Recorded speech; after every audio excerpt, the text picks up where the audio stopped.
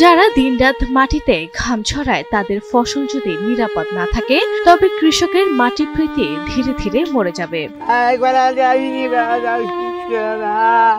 গাইবান্ধার সাদুল্লাপুর উপজেলার ধাপেরহাটি ইউনিয়নের ইসলামপুর গ্রামের কৃষক শামসুল সরকার, যিনি রাতের অন্ধকারে ভয়াবহ ক্ষতির মুখে পড়েছেন। প্রায় 20 শতক সিম এবং 48 শতক হলুদের ক্ষেতের মধ্যে প্রায় 4 থেকে 5 শতাংশ জমির ফসল অজ্ঞাত দুর্বৃত্তরা কেটে দিয়েছে। এরা হলো নিষ্কৃষ্ট শত্রু। এরা খুবই নিষ্কৃষ্ট কাজ। দেখেন আজ এই ধরনের কাজ করলো, কত বড় ক্ষতি করে বলে এরা দেশের একটা ক্ষতি হয়ে গেল। আপনাদের চাওয়া কি বর্তমানে?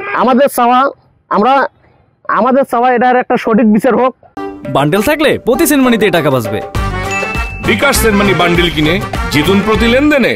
স্থানীয় সূত্রে জানা যায়, গেল কয়েক মাস ধরে শামসুল সরকার নিজ জমিতে পরিশ্রম করে শিম ও হলুদের চাষ করেছিলেন। সম্প্রতি গাছগুলোতে ফল ধরতে শুরু করেছিল, আর কয়েক সপ্তাহের মধ্যেই তা বাজারে বিক্রয়ের উপযুক্ত হতো। তবে 21 অক্টোবর গভীর রাতে কে বা কারা তার জমির একটি বড় অংশ কেটে ফেলে।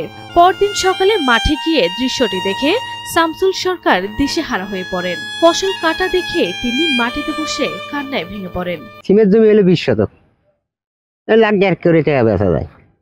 আর হলুদ জমি ওটা হলো 17 শতক, তার 25টা গাছ কাটছে। ওখানে 20 শতক ওটা একটা লাইন কাটছে, আর ওখানে 1 শতকের মতো কাটছে। এটা 12 শতক।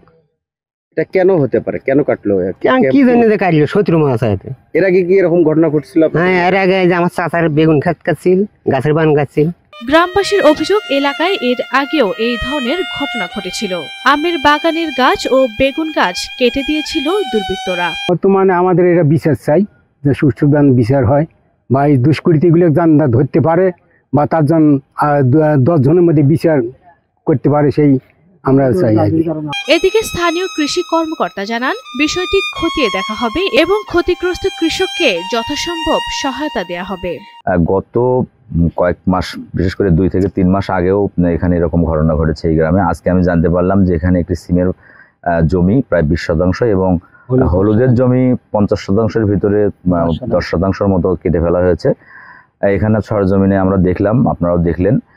তো এখানে এটা খুবই খারাপ একটা ব্যাপার। চাষিদের এই যে কষ্ট করে তারা চাষাবাদ করে, এটা এখন ফল আসছে, সিমের ফুলও চলে আসছে। এটা আমাদের সবার ক্ষতি, দেশের ক্ষতি, কৃষকের ক্ষতি। আমরা পরিদর্শন করলাম, আমাদের ঊর্ধ্বতন কর্মকর্তাদেরকে আমরা এই বিষয়টি অবগত করব এবং চাষিদের পাশে থাকার চেষ্টা করব যদি কোনোভাবে সম্ভব হয়। একদিকে কৃষকরা ন্যায্য মূল্যের ফসল বিক্রি করতে পারছেন না, অন্যদিকে এই ধরনের ধ্বংসাত্মক কর্মকাণ্ড তাদের জীবনকে আরো অনিশ্চিত করে তুলেছে। তাই দোষীদের দৃষ্টান্তমূলক শাস্তির দাবি এলাকাবাসীর।